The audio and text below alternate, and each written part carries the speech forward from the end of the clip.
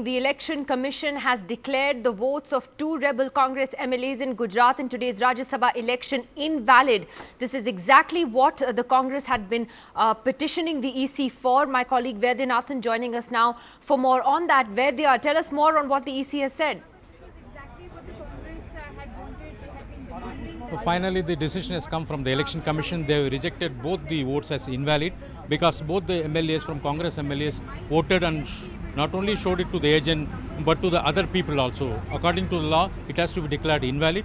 That's why the Election Commission taken a decision declaring both votes invalid and illegal. Anyway, the detailed order will come up on the website, but the big news from the Election Commission is both votes are declared invalid. So it's a big setback for the BJP and a big relief for the Congress. So BJP, Congress both coming here, Election Commission frequently, twice each, and complaining to the Election Commission, Congress saying declare it invalid, but BJP saying once the vote have been polled, the Election Commission can't do anything, it's for the returning officer.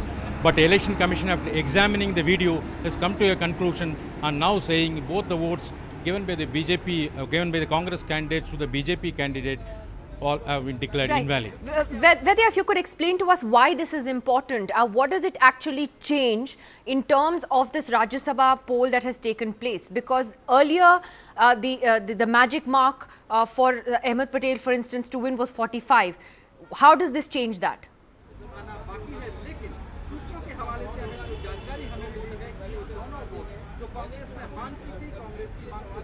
Nidhi, you are asking me? Right, yes.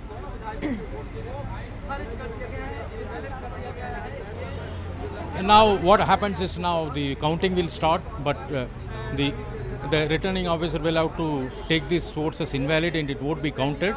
So basically it seems Congress may gain from this. That's why it's very, very important and also big news for the Congress is concerned. All right, let me ask Dr. Abhishek Manu Singhvi, senior spokesperson of the Congress party and senior lawyer, also joining us on the phone line for more on that. Your first reactions, Dr. Singhvi, this is what the Congress was fighting for all evening. You must be pretty happy. Well, I think this is clearly, irrespective of the result, it's clearly a victory for institutions working in this country. We invoked constitutional procedures. We went to the Election Commission. We had a very simple case. A clear written circular of the EC says that in case you show your vote to a person other than the authorized person, it is not valid. That is a written circular of the EC itself. We then said to that X, please add Y, which is a simple viewing of the video, which shows that this gentleman, these two rebel MLAs showed their vote to Mr. Amit Shah himself, no less. Therefore, if these X and Y is correct, the consequence has to be Z, namely exclude these invalid votes.